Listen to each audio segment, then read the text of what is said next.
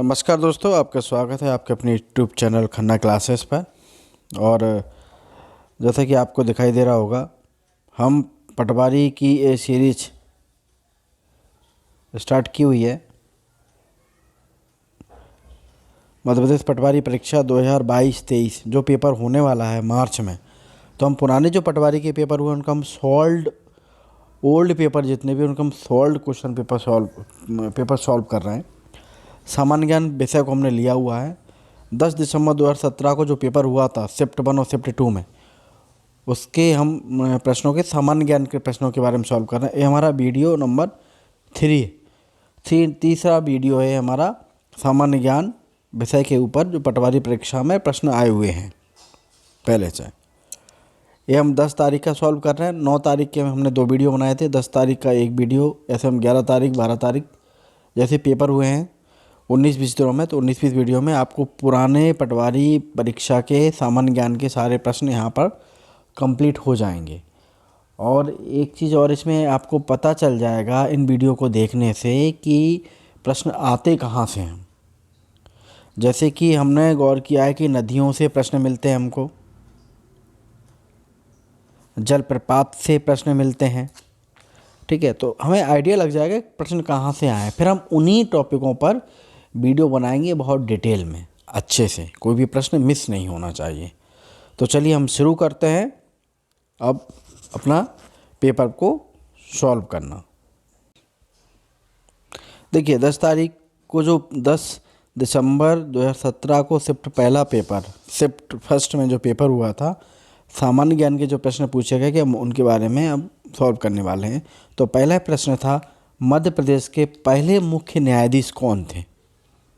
ये MPGK का question है। तो हमारे मध्य प्रदेश के पहले मुख्य न्यायाधीश थे न्यायमूर्ति M हिदायतुल्लाह, ठीक है। अगला प्रश्न है, भारत में जन्मी अंतरिक्ष यात्री कल्पना चावला पहली बार किस अंतरिक्ष यान से अंतरिक्ष में गई थी। जो कल्पना चावला जी थी वो पहली बार अंतरिक्ष में गई, तो उनके अंतरिक्ष यान का क्या नाम था, उसका नाम था कोलंबिया, ठीक है।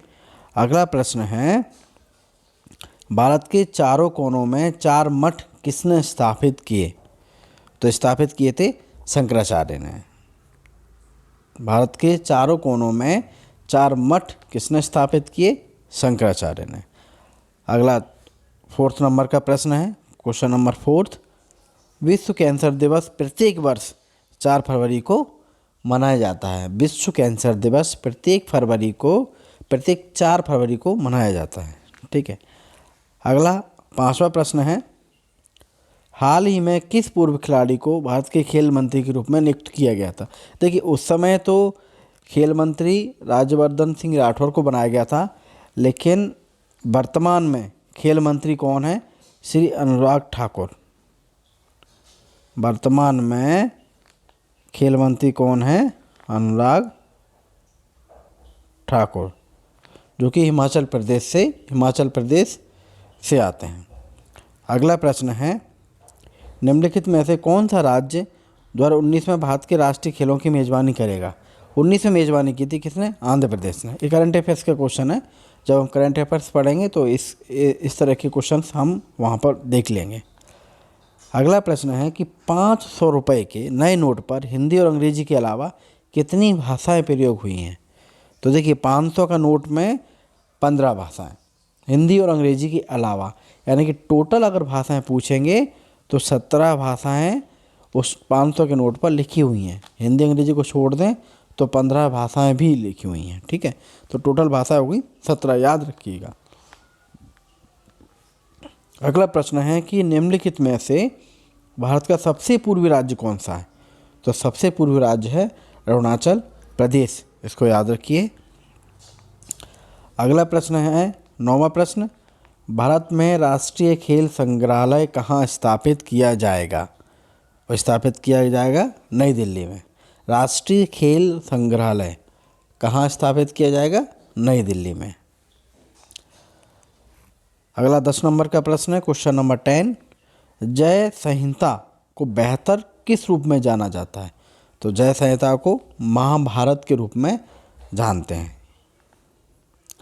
अगला प्रश्न है कि रानी दुर्गावती किससे संबंधित है। तो यहाँ ऑप्शन में जिले दिए गए हैं, तो रानी दुर्गावती जबलपुर जिले से संबंधित है।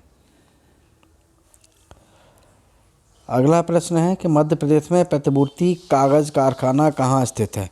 सिक्योरिटी पेपर मिल एमपी में कहाँ स्थित है, तो वो होशंगाबाद में स्थित है। नोट कहाँ बनते हैं, वो देवास में बनते हैं। ठीक है, देखिए रानी दुर्गावती का जबलपुर से संबंध दिखाया गया है, तो जबलपुर में जो यूनिवर्सिटी है वो रानी दुर्गावती के नाम पर ही है। वहाँ यूनिवर्सिटी का नाम है RDVV, रानी दुर्गावती विश्वविद्यालय।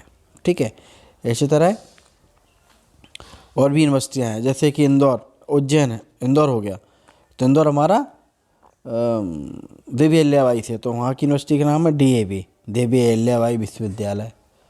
तो जब हम पढ़ेंगे एमपी का जीके तो वहाँ पर इन चीज़ों को हम कवर करेंगे, लेकिन फ़िलहाल जो क्वेश्चन पेपर में आए हुए हैं हम उनको सॉल्व यहाँ पर कर रहे हैं। मध्य प्रदेश में प्रतिपूर्ति कागज़ कारखाना होशंगाबाद में है और नोट बैंक प्रेस देवास में है। ठीक है, चलिए अगला प्रश्न है, सिंगरौली का जिला मुख्यालय कहाँ स्थित है। देखिए ज़्यादातर जिला मुख्यालय जैसे कि मुरैना हुआ तो मुरैना ज़िला में है, मुरैना तहसील में ही है।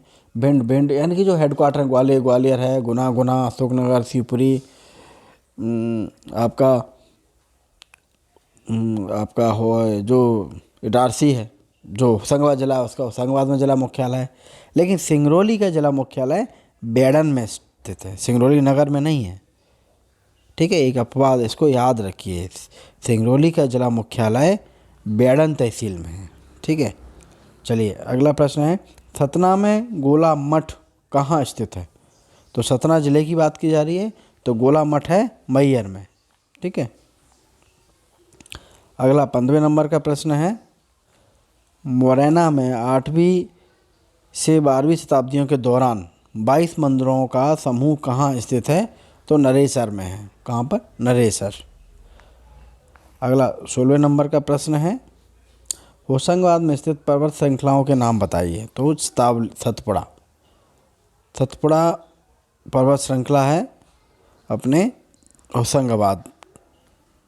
ठीक है, अगला प्रश्न है, किस नदी के तट पर बालाघाट का शहर स्थित है। तो वैनगंगा नदी के तट पर स्थित है। इसी तरह और भी प्रश्न बनते हैं कि जबलपुर किस नदी के तट पर स्थित है। तो वो नर्मदा नदी के तट पर स्थित है। होशंगाबाद किस नदी के तट पर स्थित है। तो वो नर्मदा जी के तट पर स्थित है।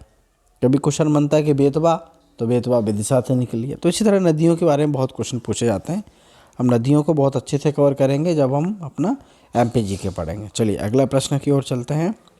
दक्षिण एशियाई स्पीकर्स शिखर सम्मेलन 2017 में आयोजित किया गया था, वो इंदौर में आयोजित किया गया था। एक करंट अफेयर्स का क्वेश्चन है, तो जब हम करंट अफेयर्स पढ़ेंगे तो इस तरह के क्वेश्चंस वहाँ पर कवर हो जाएंगे।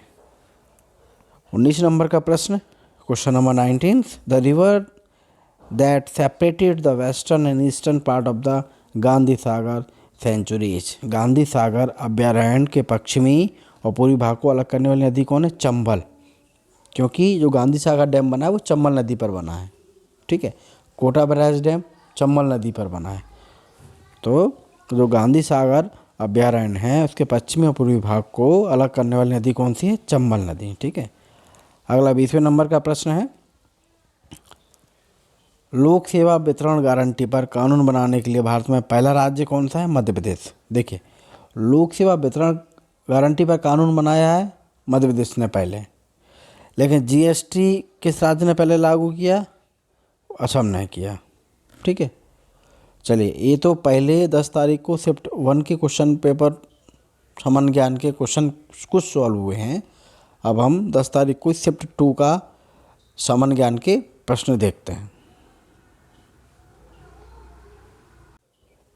देखिए तो अब हम देखते हैं कि 10 दिसंबर 2017 को शिफ्ट 2 के क्वेश्चन पेपर में सामान्य ज्ञान के जो प्रश्न आए उनको हम सॉल्व करेंगे। तो पहला प्रश्न आया था, भीमबेटका गुफाएं के लिए प्रसिद्ध है। किसके लिए प्रसिद्ध है भीमबेटका की गुफाएं? शैल चित्रों, रॉक पेंटिंग, वहाँ पर्वत है, पहाड़ है, उस पर पेंटिंग बनी हुई है। ठीक है, तो भीमबेटका किसके लिए प्रसिद्ध है? शैल चित्रों के लिए। एमपी जीके का क्वेश्चन है। अगला प्रश्न, क्वेश्चन नंबर 2, मध्य प्रदेश के किस जिले में Lakshmibai national institute of physical education स्थित है? तो स्थित है ग्वालियर में, जिसको बोलते हैं LNIPE। ठीक है, Lakshmibai national institute of physical education कहाँ पर स्थित है? ग्वालियर में। चलिए अगले प्रश्न की ओर चलते हैं। क्वेश्चन नंबर 3, परमाणु ऊर्जा आयोग देश में परमाणु ऊर्जा गतिविधियों हेतु नीति प्रतिपादित करने के लिए उत्तरदायी है। यह कब स्थापित किया गया था? 1948 में। जो परमाणु ऊर्जा आयोग है, द एटॉमिक एनर्जी कमीशन, वो कब बनाया गया था? 1948 में बनाया गया, यानी कि देश हमारा आज़ाद हुआ उसके अगले साल ही हमने एटॉमिक एनर्जी कमीशन बना दिया था।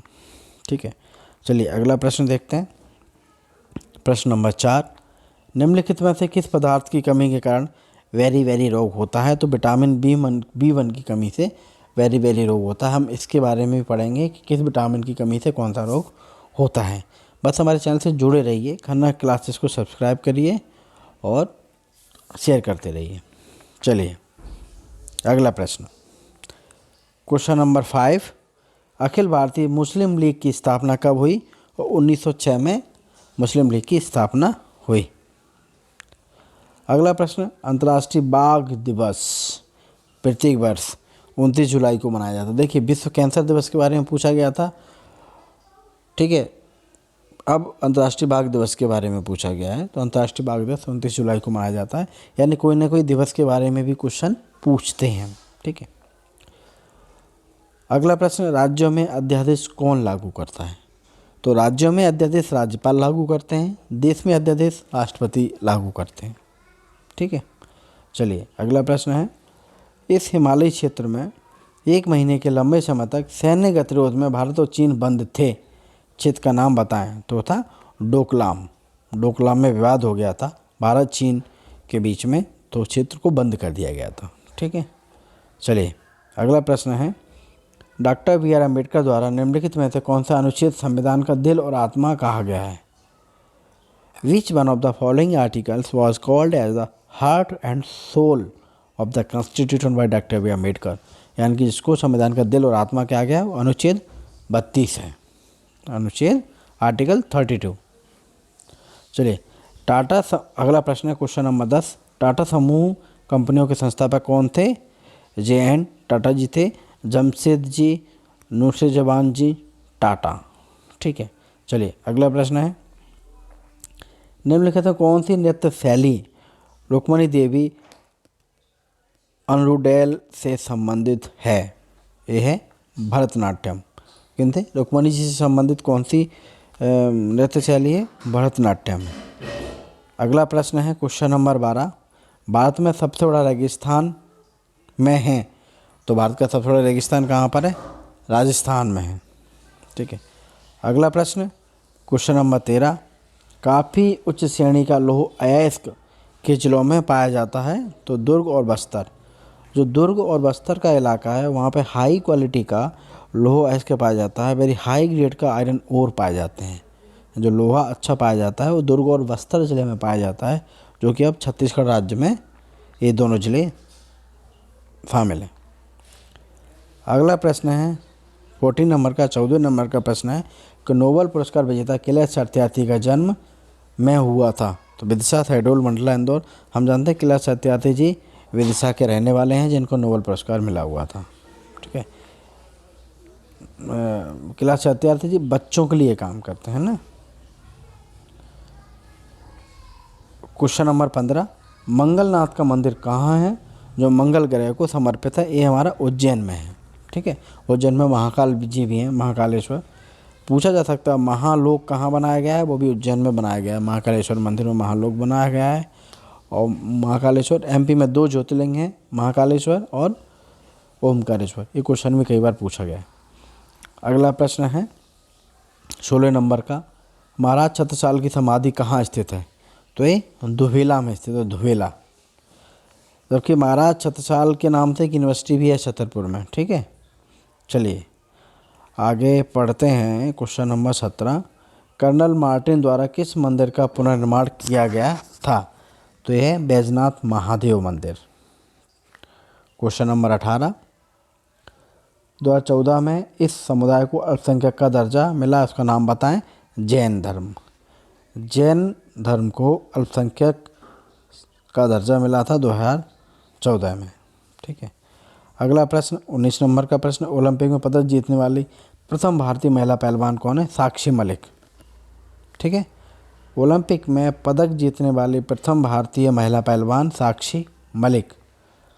अगला प्रश्न है 2011 की जनगणना के अनुसार मध्य प्रदेश की साक्षरता दर 70.6% है। एमपी की साक्षरता दर 2011 की जनगणना के अनुसार, जो कि अभी भी यही आंसर रहेगा कि 2011 के बाद जनगणना एमपी में देश में ही नहीं हुई है।